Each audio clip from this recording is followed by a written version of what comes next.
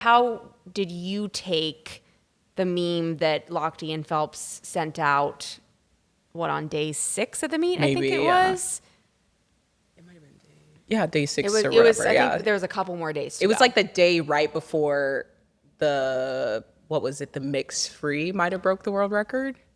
Yes. I mean, then it was like day 6 because I think the mix free is day 7. Yes. Yeah. I just remember, I mean, the next day was Yeah. just like, yeah, you guys crushed it. I don't want to speak for Lily, but Lily was fired up. She's like, now what? And I was like, that's the energy. Was that happening like in a team meeting? Well, no. When I saw it, I mean, initially when I saw the meme, I was kind of like, But it kind of went over my head. I'm not someone that's really on social media a lot during competition. Obviously, For reasons like this. Yeah. Yeah. Good job.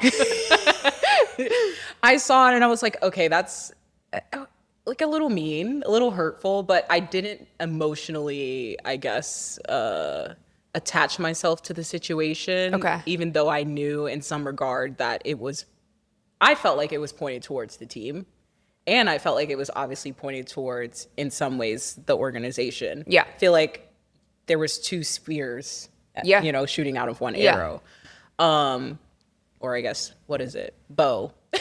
I'm like making different metaphors now. I was like, yes. Wait, 2 spears. 2 bow. I'm so bad at these things. 2 arrows. 2 arrows. 2 arrows. Yeah. Yes. We got there. We got there. You guys get it.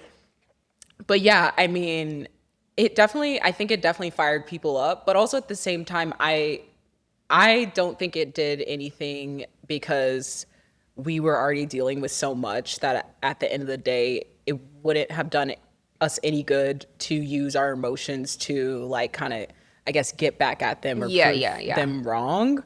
You had a job to do. Yeah, we were really doing the best we could with the cards that we were dealt through those first 6 days before that meme came out. Yeah. I definitely think we got better as the meet went on because people were getting healthier, but there was people that were still struggling. Like I threw up before the last relay. Get out. Yeah.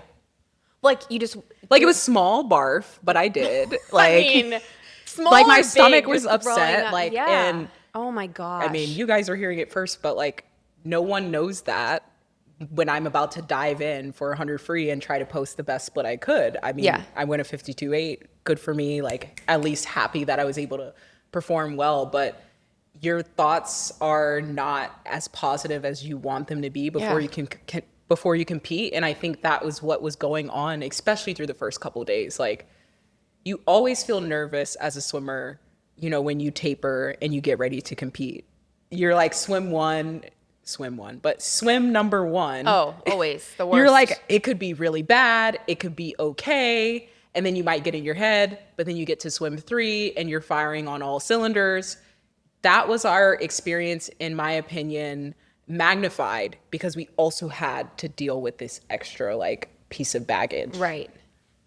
Those are things I think that weren't critically thought about, or the empathy that I think we had within the team wasn't necessarily the empathy that we got from the swimming world or Michael and Ryan when they posted that meme. So it was frustrating.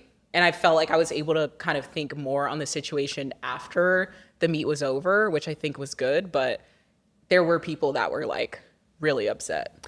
Well, especially because, I mean, you're a vet. You know these guys. You kind of know the lay of the land. But some of these kids, I mean, they had a poster of them on their wall. Yeah. They're like, I mean, in God, making me feel old. But in 2008, they were some of them like even in diapers? Yeah, you know what probably. I mean? I mean, so some of those kids are babies. And so I think, like to your point, you were able to be like, okay, got it, move on. But to some of those kids, like they're piling on what they're already putting on themselves. And oh my God, just for people listening or watching, like imagine throwing up and then having to, like, no one is positive right after they throw up.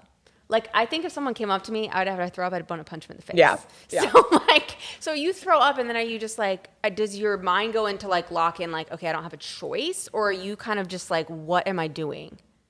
Both. Okay. I knew that I had to lock in. I ended up there's no telling option. Eric before I went to the ready room just because I felt like he needed to know. Yeah. And he was like, well, you got to race now, which I think was the perfect reaction. There was nothing else he could have said to me. And yeah, you didn't need poor Simone. Yeah, you needed like, yeah. all right, well. I know he was probably holding his breath like, oh my goodness, like, please don't go like a 54-0 because you're stressed. And I did end up telling the women on my relay and not to like tell them like, you guys need to get me a lead and make sure like I'm okay. I just genuinely wanted them to kind of like know. I'm like, hey, I'm ready to race. Just letting you know, like when I changed my suit, this happened, but I'm ready to go. And I definitely think that, I mean, you probably have to ask them, but I definitely think it gave them a little bit of calm because it was just like, I'm authentically telling you where I'm at right now.